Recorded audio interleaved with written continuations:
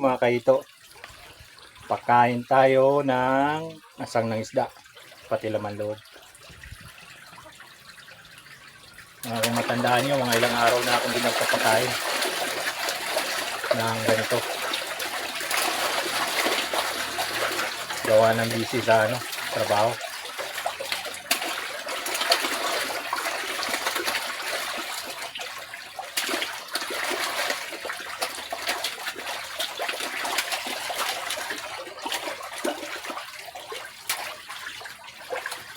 Pumula yung tubig, oh.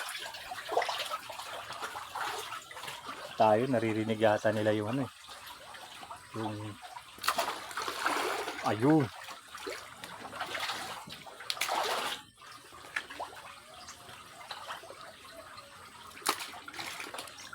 Bulabog din ang tubig, oh.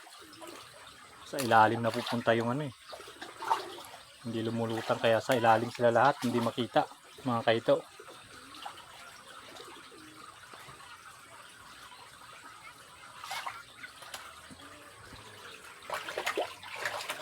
Tingnan nyo po, pumula yung tubig dahil sa dugo ng isda.